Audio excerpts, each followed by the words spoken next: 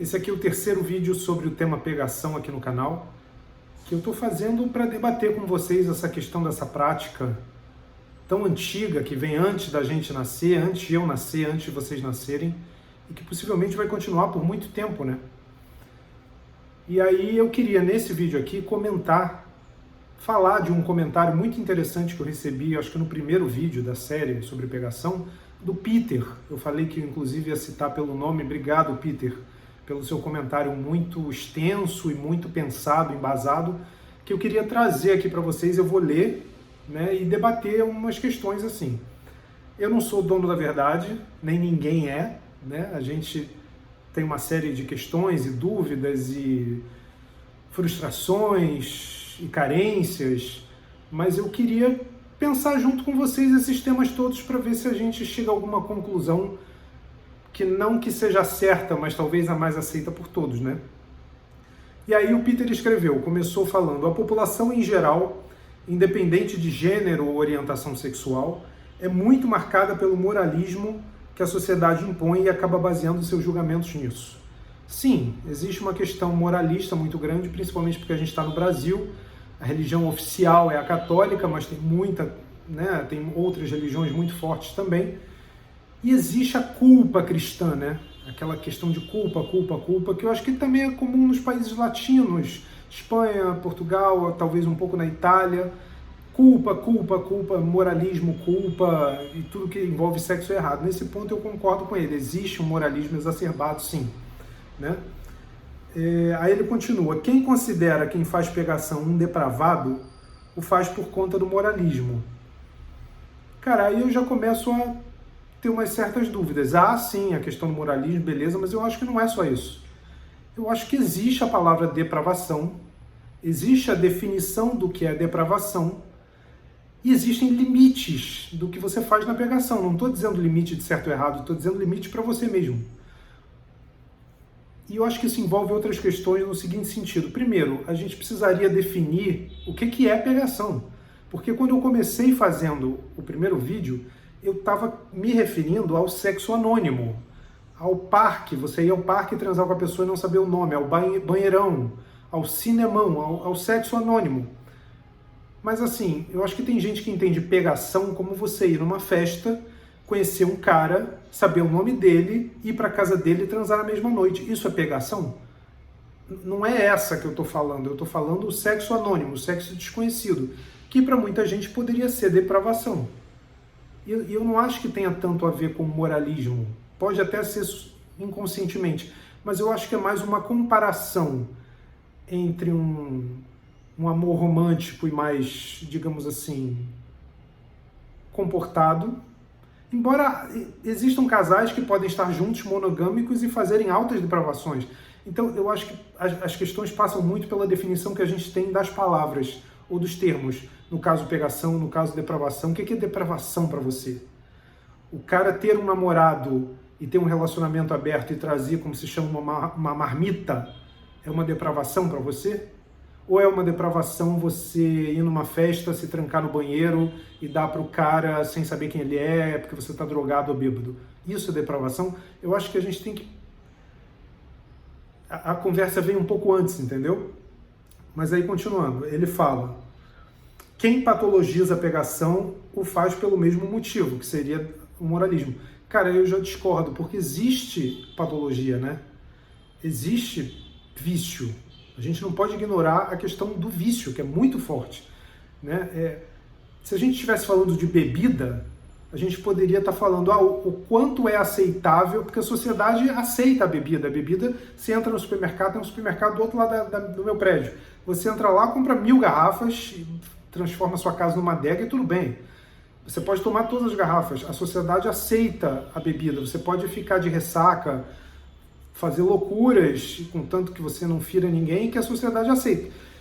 Se a gente estivesse falando de bebida, a gente poderia falar quanto é o normal e quanto é o que está passando do limite, né? É o que está afetando o resto da sua vida, não é?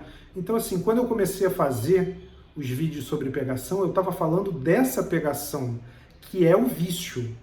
Tanto que eu citei o livro, lembra que eu mostrei o livro? Sex Addiction in Gay Men, o livro americano, que fala da depravação e que fala do vício destrutivo. Então é isso que eu estou falando, né? Eu estou falando da patologia. Eu dei o exemplo de 2 casos completamente separados, de 2 amigos meus, um deles que mora no meu coração, ele sabe disso, que está namorando. Os 2 estão namorando pessoas, em tese, em relacionamentos monogâmicos, e o cara não consegue parar de pegar anonimamente, na escada do shopping, no banheirão, no cinemão, no parque, onde for, onde tiver pegação, o cara tá lá, mesmo no relacionamento monogâmico. Isso é o que eu tô, né? A questão do cara não conseguir parar, sabe? O cara não conseguir estabilizar com uma pessoa só, mesmo ele querendo, mentalmente eu quero ser monogâmico, eu quero ficar só com meu namorado e tal. Ele não consegue, é como se eu fosse fazer um paralelo com uma dieta. Você está acostumado com um apetite que cobre muitos paus e bundas, dependendo do que você quer. E como é que de repente você vai ter um pau e uma bunda só? É como se você não conseguisse sair do banquete que você tem para ficar restrito a essa dieta de um e um, entendeu? É isso que eu estou falando. Aí ele continua, o Peter, e o fato da pegação existir de forma como existe, de maneira clandestina, também é reflexo do moralismo e da maneira negativa como a sociedade encara o sexo. Aí eu fiquei pensando, como é que a pegação não seria clandestina? Seria uma sociedade tipo Império Romano, sei lá, as pessoas transando na rua? Eu acho que a pegação, por definição, é clandestina, não? Eu queria trazer esse questionamento, porque como é que ela não seria? Seria as pessoas... Eu acho que o risco de haver um descontrole é muito grande, né? Porque, obviamente, sexo é bom. Você gosta de fazer sexo? Eu também gosto. Homens gays gostam muito de fazer sexo. A gente pode dizer que todos gostam, sim, mas tem as pessoas que reprimem por questões religiosas, filosóficas, reprimem o desejo sexual, né? Aí são outros 500 para outros vídeos. Mas, assim, fazer sexo é bom. Gozar é bom. Seja você dando, você comendo, fazendo os dois, o que você quiser, só no sexo oral. Eu tinha um amigo em São Paulo que ele não gostava de penetração, ele gosta só do sexo oral. Tem o pessoal do guinage, não é? Que não tem penetração, não é isso? Tem a broderagem, que eu acho que não tem o oral. São outros assuntos. Mas assim, como é que a pegação não seria clandestina? Eu acho que está na definição de pegação, porque ela surgiu, sabe Deus quando, como uma forma, a única forma de homens gays se relacionarem com outros na calada da noite, no lugar que ninguém está, fora da vista da sociedade, porque o gay sempre, dependendo do lugar, né? Não no Império Romano, mas assim, tanto que os imperadores tinham namorados, não tem aquele filme Calígula, sabe? O Império Romano é uma outra coisa. Mas, em geral, se eu pegar, por exemplo, a Inglaterra vitoriana, era crime uma época. O Oscar Wilde foi preso por ser gay. Na série que eu citei, Corpos, da Netflix, que tem o casal lá, o Alfred e o outro, como eu esqueci o nome agora, o jornalista, o primeiro contato deles, o cara é preso, o jornalista é preso pelo policial por ser gay e ter atividades clandestinas. Então, assim, como é que a pegação não poderia ser clandestina? Como é que seria hoje, vamos supor, 2023, se não houvesse esse moralismo, como é que a pegação não seria clandestina? Aí ele continua, Peter, a sociedade fica mais horrorizada em se deparar com 2 pessoas fazendo sexo na rua do que 2 pessoas se agredindo violentamente. A nudez choca mais que a violência, isso é verdade. Um filme do Tarantino, eu não gosto de Tarantino, porque eu acho exatamente muito violento, eu não gosto dessas coisas, como é que chama? Gore, né? G-O-R-E, gore. Eu não gosto de sangue, tripas saindo, não é meu tipo de terror, eu não gosto. Mas os filmes do Tarantino são extremamente violentos e são extremamente insensados, né? Amados. E passa batido, né? Passa batido, assim, é uma violência extrema. Ah, é no cinema. Sim, mas o Ryan Murphy, que é responsável por Glee, que era uma série light, mas American Horror Story, e várias outras séries, eu acho que não foi ele que fez Nip Tuck. Nip Tuck falava de cirurgia plástica. Ele mostrava a cirurgia sendo feita lá, a parte feia que ninguém quer ver, abrindo e tirando a gordura. E quando ele fez, eu acho que foi o Versace, o assassinato de Gianni Versace, ele mostrava o cara... Era para mostrar violência nua e crua, não é assim, o cara vai dar um tiro e corta e depois mostra o cara morto. Mostra lá o cara levando um tiro e a cara sendo deformada pela entrada do tiro, para chocar mesmo, para tirar essa coisa de que a violência é light, né? Mas eu concordo com o Peter de que o sexo choca mais que a violência. Aí ele continua: qualquer coisa que envolva sexo se torna mais hedionda simplesmente por envolver sexo. Sim. Casos de assédio sexual ganham grande repercussão, enquanto casos de assédio moral, que muitas vezes traumatizam a vítima muito mais, são abafados. Sim, né?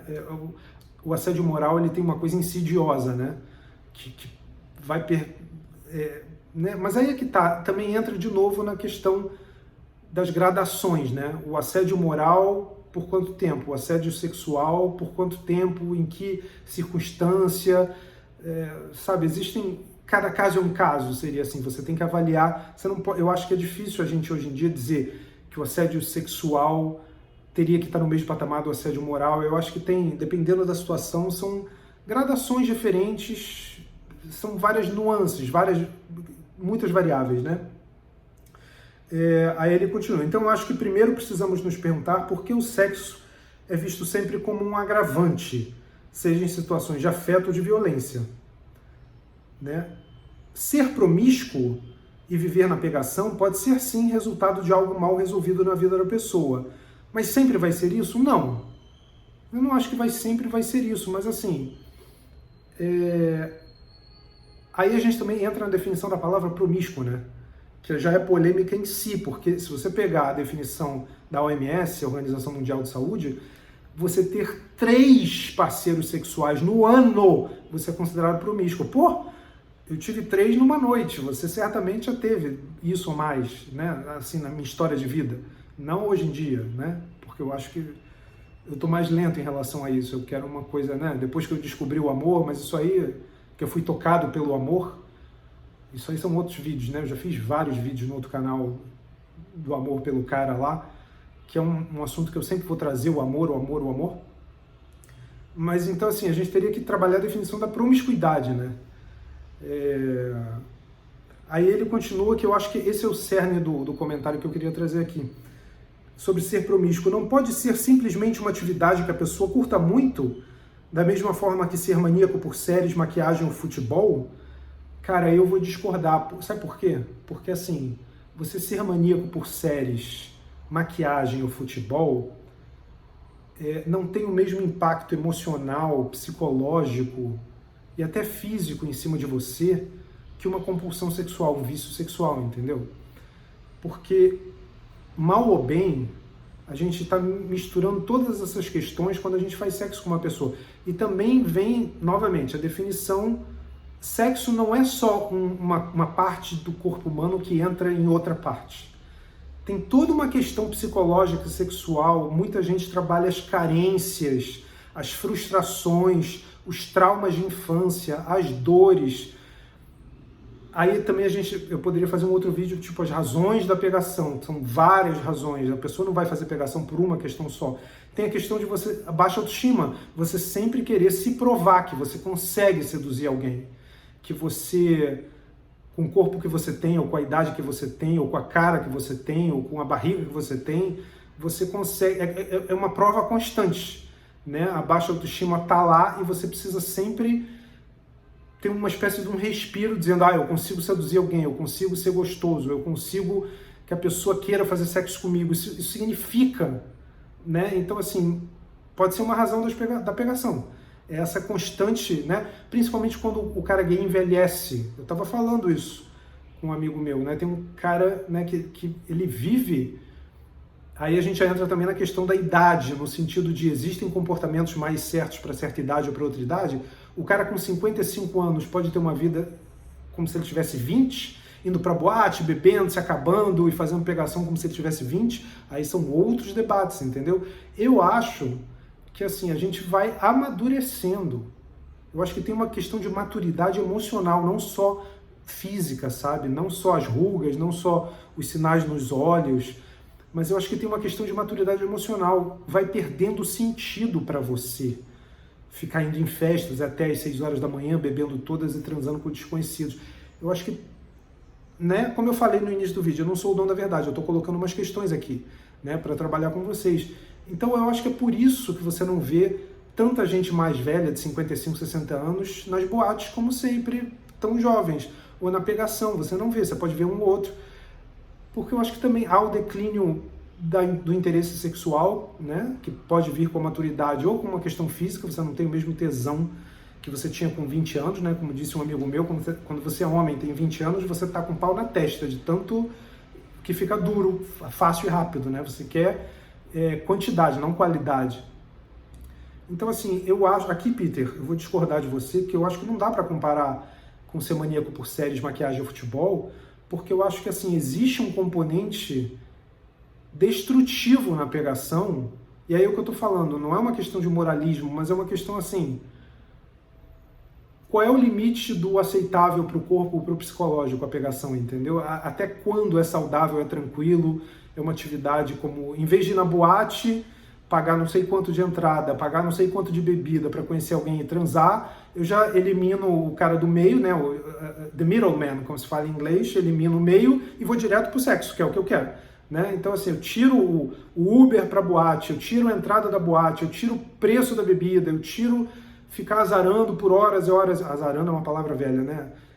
Ficar pegando por horas e já vou direto ao ponto, que é o sexo. Né? Me falaram que na The Week de São Paulo tinha um jardim lá chamado Jardim das Delícias, que era onde o povo se acabava na pegação direto, no próprio The Week. Não sei, nunca fui na The Week de São Paulo. Não sei nem se ainda existe no mesmo local, né?